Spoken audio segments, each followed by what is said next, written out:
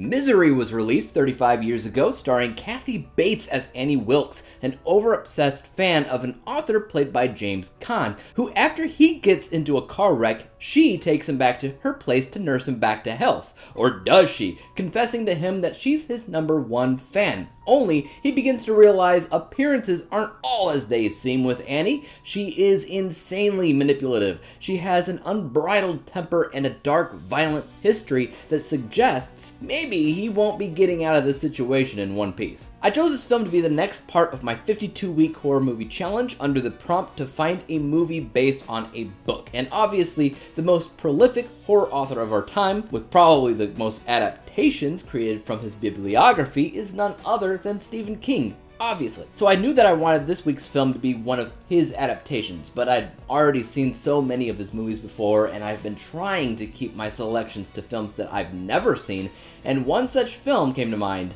Misery. This film has been collecting dust on my watch list for years. I don't really know what it was about the film that never really interested me enough to finally give it a shot. Maybe it had something to do with the marketing, maybe the cast, I'm not entirely sure. But over the years, I've begun to notice a trend of publications that state this film to be among the best of Stephen King's entire filmography. Some have it at #1 actually, while many others have it at least somewhere in the top 3. I'm not sure if I could really rank his films though, a lot of them are so good, but I would be lying if I said that I didn't think this film is up there. Misery is a heck of a fantastic movie. As this film began, I immediately started to picture another highly popular adaptation of a Stephen King novel, The Shining. There's a lot of similarities right from the get-go. You have the typewriter, you have the writer, initially driving through the mountains, the winter setting, Colorado, the isolation in the middle of nowhere with a person that seems to be getting crazier and crazier by the minute. But once the story does start to get going, it begins to gain traction and it finds its own unique voice and personality. Though I will say, aspects of the layout of Annie Wilkes' home, at least to me, reminded me of the layout of the home in Psycho. Whether intentional or not, I don't know. It should be worth noting though that Kathy Bates not only won Best Actress for her portrayal of Annie Wilkes for this film, but she also made film history as being the first female to ever win Best Actress in a horror or thriller film at the Academy Awards. And honestly, it's well deserving. When I watch an actor or actress's performance, I particularly look for range, and nobody has a better range in this movie other than Kathy. Nobody.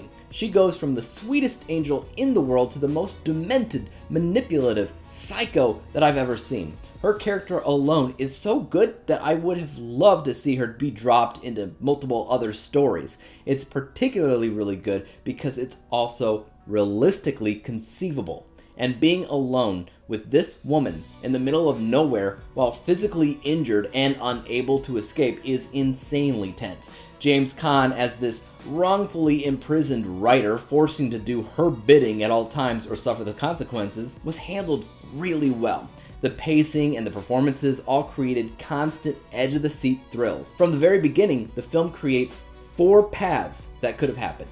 Either the hero of our story saves himself, a policeman saves the day, the two of them meet somewhere in the middle, or Annie Wilkes kills everybody. And what's so good with the writing is that absolutely no point does it become obvious as to what will happen. Any one of those 4 things could have happened. The story is also endlessly simple, inspired by Stephen King's crazed fans and the endlessly dark possibilities as to what people are really capable of. A what if scenario, what if he was kidnapped by his biggest fan? What might that have looked like?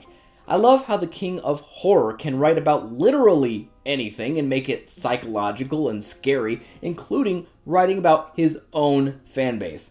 Honestly, after watching this movie, I'd be lying if I said that I didn't want to somehow come up with some kind of Stephen King ranking, whether ranking his movies as a whole or, more probable, ranking his best characters, since apart from writing great memorable novels, he also has a knack for crafting really great characters. Apart from Annie Wilkes, his stories range from, of course, Pennywise, to Jack, Wendy, and Danny Torrance, to John Coffey, to Dick Hallorann, to Carrie, and a character that needs a little bit more recognition and love, with Johnny Smith from the Dead Zone. And the list goes on and on and on. When I rate these movies for the horror challenge that I'm doing, the book that I use always asks a very good question, which I always try to answer, and that is, if I were to make this movie, what would I do differently?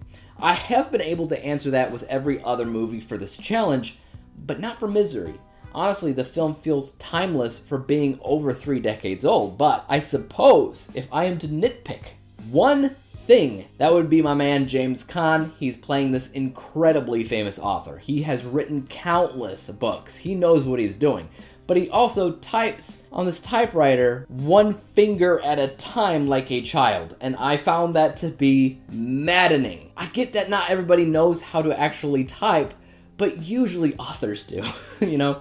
But honestly, that was it. That was the only complaint that I had. My end score for this film was 94 out of 100 possible stars. That's an A letter grade. But what about you guys, though? Have you seen Misery? Are you a fan of it? Are you not? What is your favorite Stephen King film? Please leave your thoughts about that in the comment section down below. And as for YouTube, you guys know what to do. Hit the like, subscribe button, and bell to be notified when I come out with my next review for this 52-week horror movie challenge. Until that day comes, peace out.